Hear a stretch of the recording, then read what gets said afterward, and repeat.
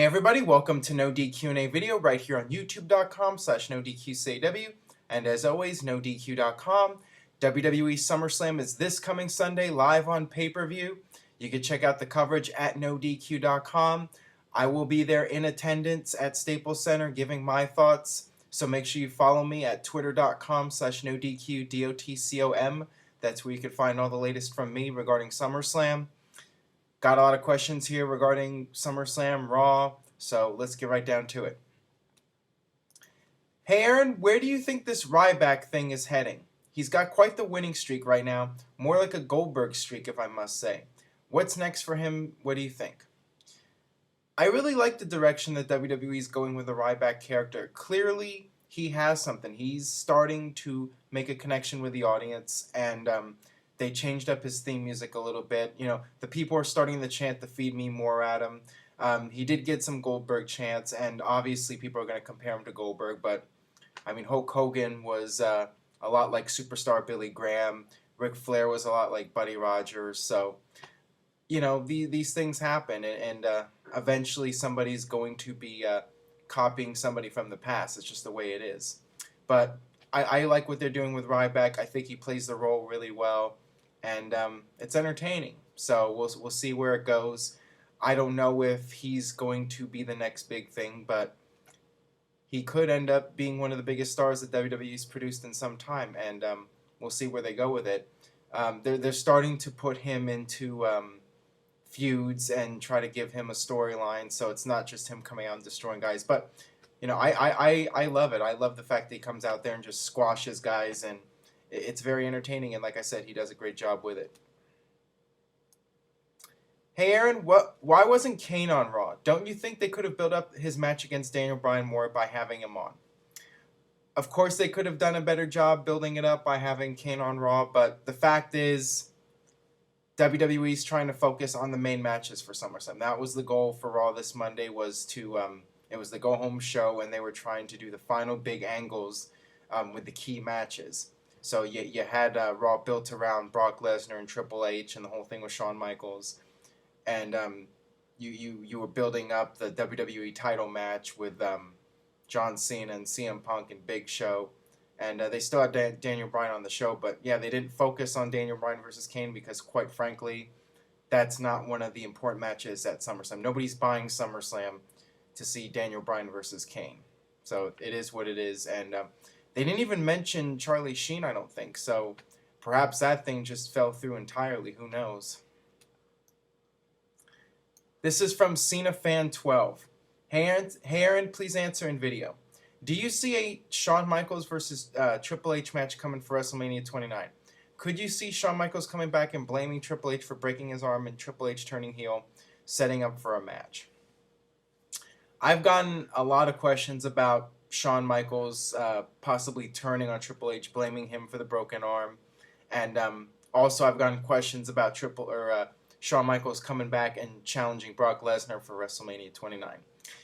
I think that it's unlikely. I think that you can say never, but I just don't see it happening. And the fact that they did that whole thing where Brock Lesnar bumped into the cameraman and then it went black and you didn't see anything that happened, that tells me right there that Shawn doesn't want to take bumps. He got in the ring later with Brock and took the F5, and they did the break in the arm, which is nothing. So Shawn didn't have to do that much, and I don't think he wants to take the punishment. He did the one bump. I think the whole purpose of Shawn Michaels being involved in the storyline is just to create more interest for SummerSlam and use Shawn's name to build up the match and use Shawn as a way to get heat on Brock Lesnar. So Triple H has something he's fighting for. He's fighting on behalf of his friend Shawn Michaels. So I don't really see it going beyond that. I don't see Shawn Michaels coming back. But like I said, never say never. You never know if Shawn Michaels might get the itch again one day. But as for now, I don't see it happening. This is from Cena Stackos. Hey Aaron, big fan from Parts Unknown. You've got fans everywhere. Just kidding. I'm from LA, but whatever. My question is, do you think there will be blood in the Triple H versus Brock Lesnar match?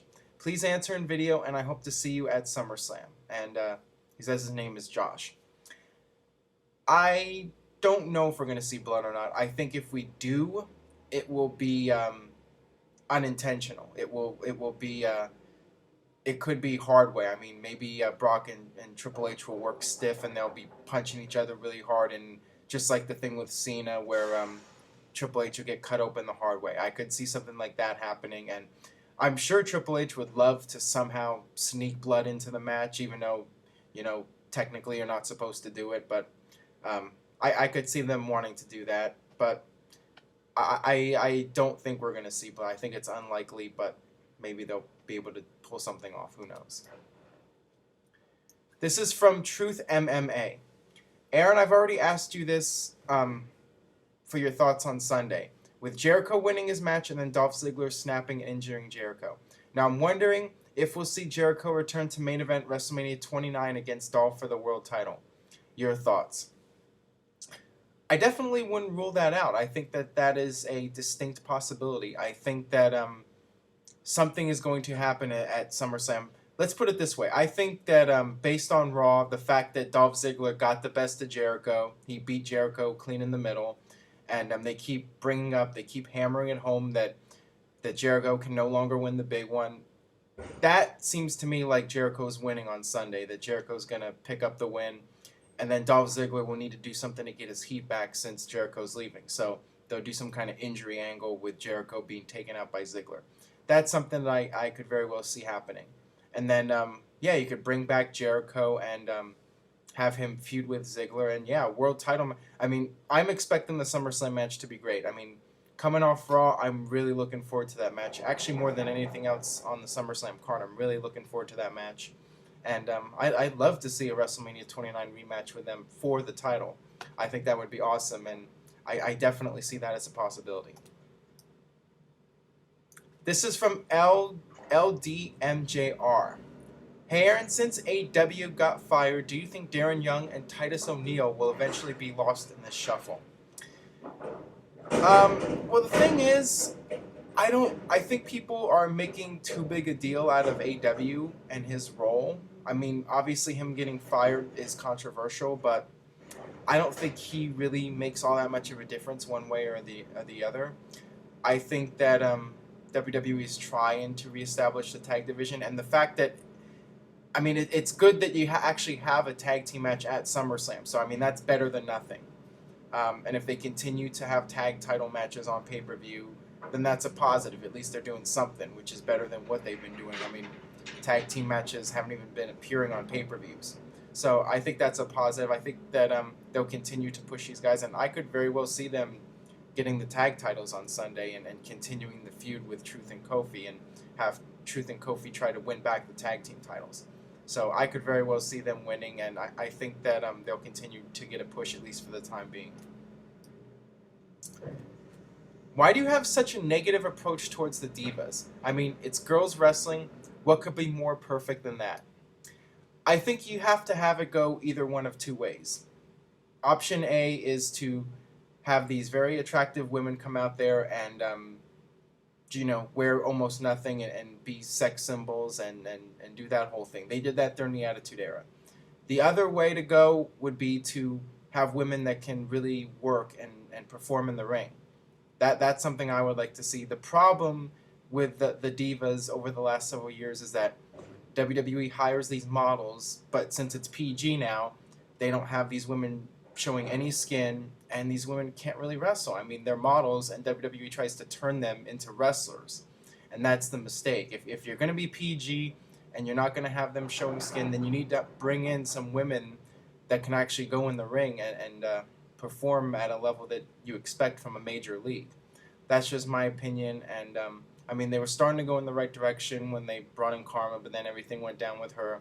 But hopefully, they'll scout out some women on the independent scene, women that can wrestle really good, and focus on that rather than bringing in women from modeling agencies and try to turn them into divas or whatever. That's just my opinion. All right, that'll wrap it up for this edition of NoDQ&A video. You can add me on Facebook, facebook.com/AaronRift. If you are in the Los Angeles area, make sure you stop by Hooters after SummerSlam, right by Staples Center, and come meet up with us. And stay tuned to NoDQ.com for the very latest about SummerSlam. And I'll see you next time for more No DQ&A video.